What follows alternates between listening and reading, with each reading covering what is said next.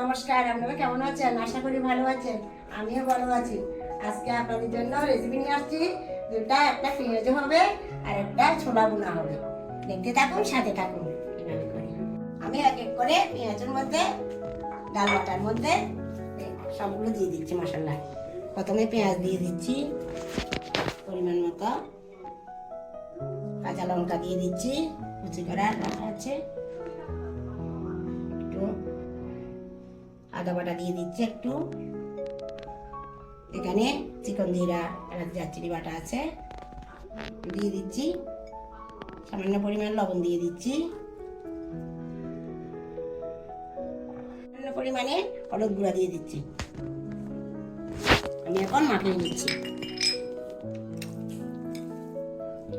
অল্প পরিমাণে নিয়েছি, কারণ আমাদের খাওয়ার মতো তেমন লোক নেই, আমরা কয়েকজন মানুষ, তার জন্য অল্প করে নিয়েছি। আপনারা বেশি হলে বেশি নেবেন। যত মাখানো ভালো হবে ততগুলা ফুলবে ভালো, পেঁয়াজগুলা খুব সুন্দর হবে। হয়ে গেছে আমাদের মাখানো। এখন আমি তেল দিয়ে দিচ্ছি কড়াইতে, সাদা তেল দিয়ে দিচ্ছি। তেল গরম হয়ে গেছে, আমি এখন পেঁয়াজগুলা দিয়ে দিচ্ছি।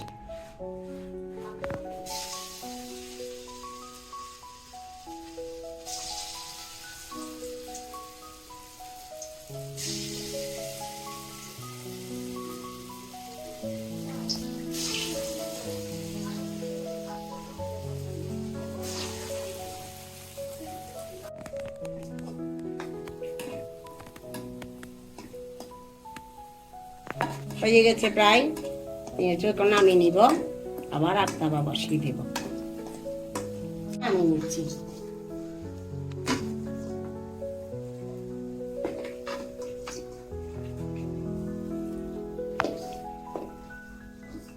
আমি আস্তা বা দিয়ে দিচ্ছি।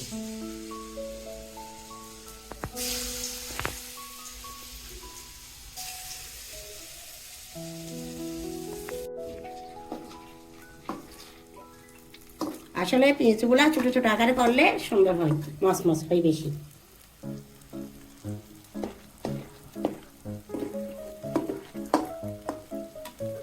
পেঁয়াজ ভাজা হয়ে গেছে, আমি এখন নামিয়ে নিচ্ছি।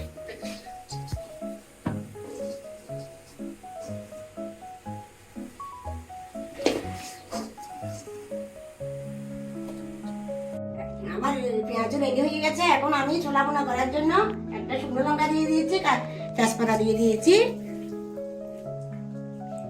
এবং পেঁয়াজ কুচা দিয়ে দিয়েছি।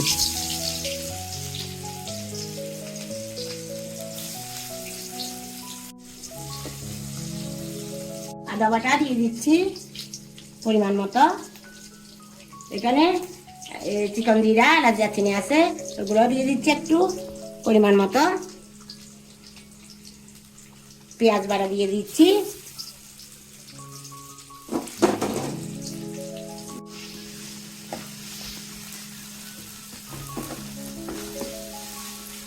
লঙ্কা দিয়ে দিচ্ছি, লবণ দিয়ে দিচ্ছি। আগে বুট সিদ্ধ করার সময়ও দিয়েছি, ওগুলো দেখাতে পারি নাই, আমাদের ক্যামেরাম্যান ছিল না। হলুদ গুঁড়া দিয়ে দিচ্ছি।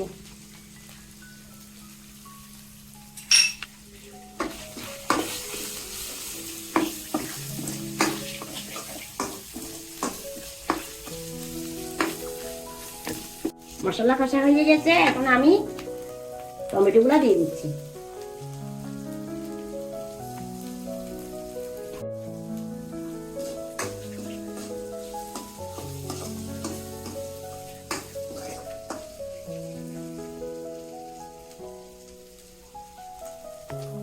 সিদ্ধ আলু করেছি,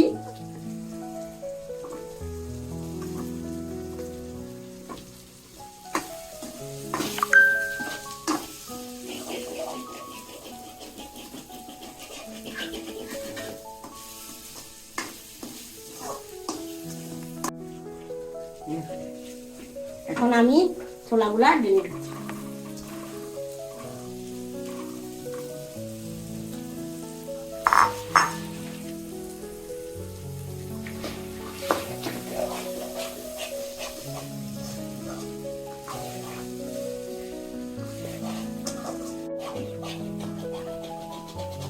পরিমাণে চিনি দিয়ে দিচ্ছি, চিনিটা দিলে স্বাদ হয়। হয়ে গেছে আমাদের ছোলার বোনা। এভাবে আপনারাও বানিয়ে খাবেন, খুব সুন্দর। দোকান থেকে আর আনতে হবে না, বানিয়ে খাবেন। এখন আমি নামিয়ে নিচ্ছি।